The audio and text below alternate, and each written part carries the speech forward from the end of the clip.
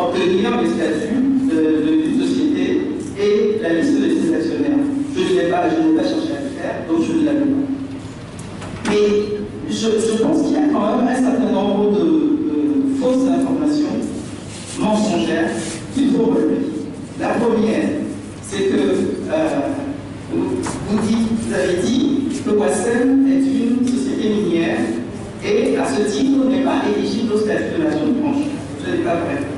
Wassem est une société de transformation minière et suivant l'article 6 de la loi de 2011 qui régit les statuts de la zone franche, Wassem est éligible à la zone franche parce qu'elle doit exporter au moins 70% de ses productions et donc elle bénéficie d'un barème, effectivement, comme vous l'avez dit, d'un barème d'allègement fiscal qui est dégressif et au-delà de la minière année, tant qu'elle reste exportatrice à plus de 70% de ses productions, elle est éligible à la zone franche, qui est de toute façon une institution, des institutions qui sont internationales. Toutes les zones, un certain nombre de pays qui ont envie effectivement de promouvoir les exportations et de développer de la valeur ajoutée locale ont des zones franches. Le Sénégal en a, Maurice en a, différents pays en ont. Voilà, maintenant, s'il y a un problème, c'est que est-ce que le problème de fond reste que est-ce que le statut des allègements fiscaux accordés aux industries qui sont dans la zone franche sont trop plus favorables au Gaza? C'est aux députés, effectivement, qu'il faut s'adresser de manière à ce que cette loi soit révisée. C'est une loi qui date de 2011.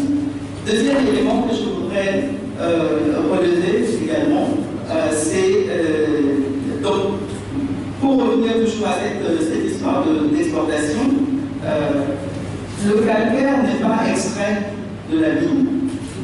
Wassem, effectivement, apparaît dans le rapport ITIE, montant de société minière, parce qu'il extrait le calcaire, qui est une matière première entrant dans la production du clinker, lequel clinker est ensuite broyé, on y rajoute du gypse et on fabrique du ciment.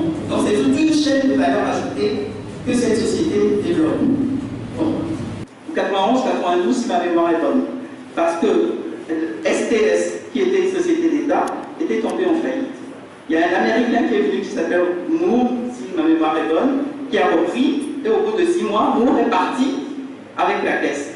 Lorsque moi j'ai connu M. Agnalé, il était au chômage en tant qu'employé de Wassem. Il était au chômage et c'est pour relancer la société STS, parce que lui croyait que cette société avait du potentiel, il est allé chercher les Indiens au Ghana voisin parce qu'ils étaient à Démasquille et il les a emmenés au Togo et ils ont repris ATS et ATS a commencé à marcher. Et lorsque, c'est vraiment de l'histoire économique que je vous raconte là, lorsque Agnalé a entendu parler de la CIMAO, qui était effectivement l'un des éléments blancs des années 70, une société de ciment et de clinker et de ciment créée par 3 États africains, qui était tombée en faillite très rapidement et qui avait fermé, c'était pour aller acheter de la ferraille, parce que les actionnaires de la société avaient décidé de vendre les équipements à la casse. Les experts avaient estimé que la vente à la casse pouvait rapporter 220 à 250 millions de francs. Et il est allé pour acheter de la ferraille pour sa société. Il a vu les équipements, ce truc-là, en regardant de près, on doit pouvoir en faire quelque chose. Et quand il est allé chercher les Indiens pour qu'ils viennent voir si on pouvait reprendre, les Indiens lui ont dit non, nous connaissons l'acier, effectivement, ATS marche bien maintenant, mais nous connaissons bien le ciment, ça ne nous intéresse pas. Il a insisté et les personnes qui vendaient à l'époque lui ont dit oui, mais on avait proposé cette société Ascal Togo, qui est la maison mère de CPMP, pour un fonds symbolique.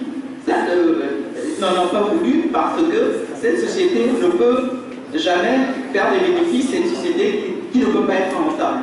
Alors les Indiens l'ont repris, effectivement ça marche aujourd'hui, ce qui m'amène à me poser la question suivante. Est-ce que nous, Togolais, est-ce que nous, Africains, nous sommes incapables de gérer, de créer des sociétés et de gérer l'industrie, d'industrialiser notre pays nos continents avec des sociétés rentables qui créent des emplois, qui génèrent de la valeur ajoutée et qui génèrent des dividendes pour les nationaux africains.